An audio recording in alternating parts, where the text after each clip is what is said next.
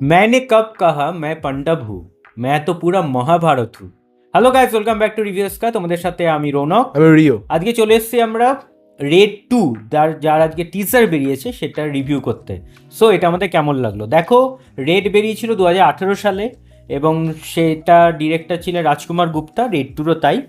এবং তখন রেড 2 নিয়ে কিন্তু এক্সাইটমেন্টটা আমাদের বেশি ছিল, তার কারণ হলো অজয় দেবগনের সাথে সৌরভ শুক্লা, যে একজন ইনকাম ট্যাক্সের ডেপুটি কমিশনার রয়েছেন অজয় দেবগন, এবং তার সাথে সে রেড করতে গেছে সৌরভ শুক্লার মতন একজন বড় একজনের বাড়িতে, পাওয়ারফুল একজন তার বাড়িতে, এবং সেখানে কি ঘটলো সেটা নিয়ে গল্পটা ছিল।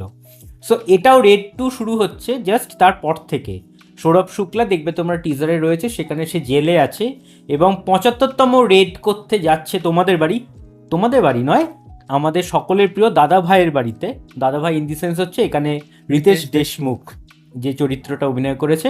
সো তার বাড়িতে এবার 75তম রেড করতে যাচ্ছে পুরো টিম নিয়ে অজয় দেবগন, মানে অময় পট্টনায়ক আবার ফিরছে এবং এটা রিলিজ করছে আগামী 1 মে। সো বুঝতেই পারছো 1 মে কিছু একটা আসতে চলেছে, কারণ টিজারটা কিন্তু বেশ ভালো হয়েছে। আমার মনে হয় অনেকদিন পর অজয় দেবগন আবার ফিরতে চলেছে একটা ভালো কাজ নিয়ে। তার পাশাপাশি অজয় দেবগন ছাড়াও, মানে অজয় দেবগনের তো আমরা যদি এর আগে কাজ দেখি সেগুলো যথেষ্ট ভালো ছিল, শয়তান থেকে শুরু করে, কিন্তু তবু আমি বলবো এটা রিতেশ দেশমুখের কিন্তু একটা ফেরার জায়গা চলে এসছে। কারণ রিতেশ দেশমুখ যখন স্ক্রিনে প্রেজেন্ট আসছে ভাই দারুণ লাগছে দেখতে। সেই জায়গাটার থেকে মানে আমরা তো ভীষণ এক্সাইটেড 1 মে। সো ট্রেলারে বেরোতে এখন অনেক দিন বাকি, সময় আছে এখন এবং একদম এখানে এছাড়াও এখানে ভানি কাপুর আছে অ্যাক্ট্রেসে।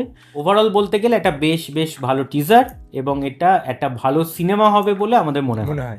সো এই ছিল হচ্ছে আজকে রেড 2 টিজার রিভিউ। ভালো লাগলে লাইক করে, শেয়ার করে এবং চ্যানেলটা সাবস্ক্রাইব করে দিও।